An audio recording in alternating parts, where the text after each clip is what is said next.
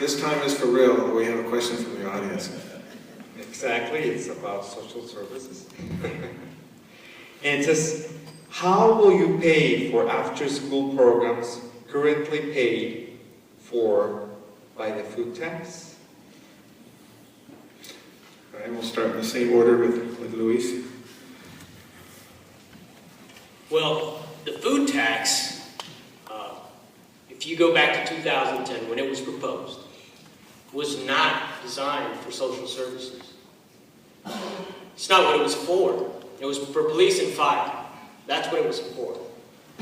So to say that what will we do when we no longer have the food tax to pay for social services, well, that food tax was never designed to pay for social services. That's the truth.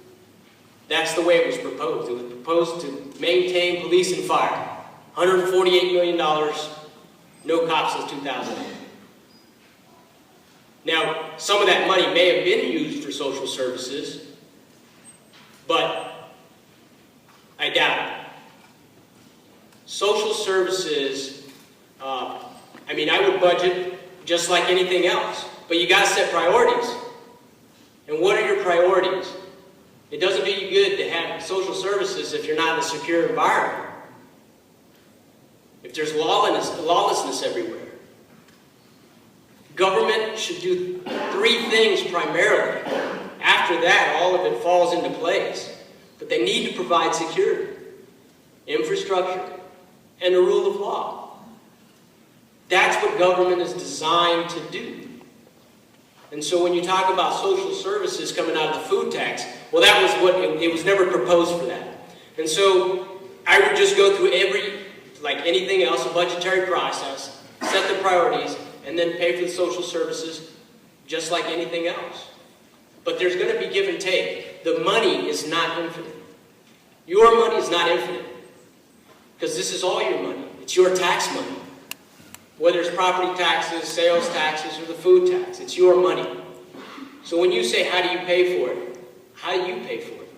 How do you pay for your house, your bills, your water, gas? You got a budget, and you got to figure out what's the priority to pay first. And that's how I would do it. Thank you. Warren? The city council, in the middle of a crisis, did something that was risky and necessary. The city was over $50 million in the red. They had to do something. And they did something that was unpopular. And now, as the economy is getting a little better, I support the proposal that's on the table that's going to be dealt with in October that has an incremental decrease in the food tax. Take away 1% January 1, and the other percent at the time is supposed to be decreased.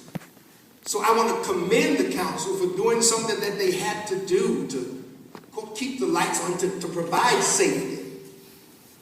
But also, God forbid, that we have a government that only governs by the rule of the law and doesn't take care of the people that take care of it by paying the taxes.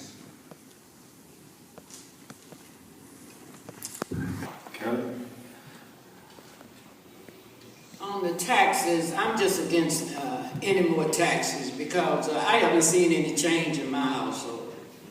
All I know is we're paying the food taxes now, and I haven't seen a doggone thing happen for me any different.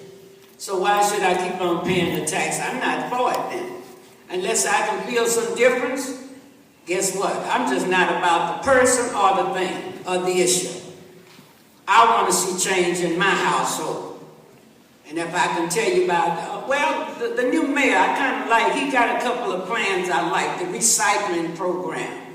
You know, there might be some kind of way we can get some money going. But as poor as I am, I would have to oppose any taxes at all. Thank you. Kate. We need to, again, think creatively. We have a great corporation sponsoring after-school programs now. We should look and see if there's more opportunities. And that's another area where we'll benefit from having a city council member who understands public-private partnerships and who has helped create them.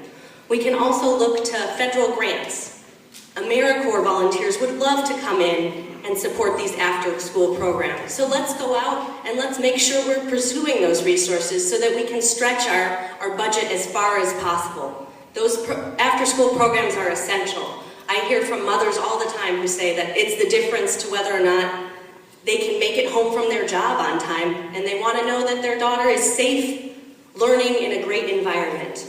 These programs are also important for public safety, for making sure that our young people aren't on the streets and that they are somewhere where their parents don't need to worry. So these after-school programs are enormously important, and I think we can look creatively and see if we can't stretch existing budget dollars. So I'll be the candidate who answers this honestly. The food tax was put in place when that huge economic disaster had an insurmountable, some thought, effect on our communities.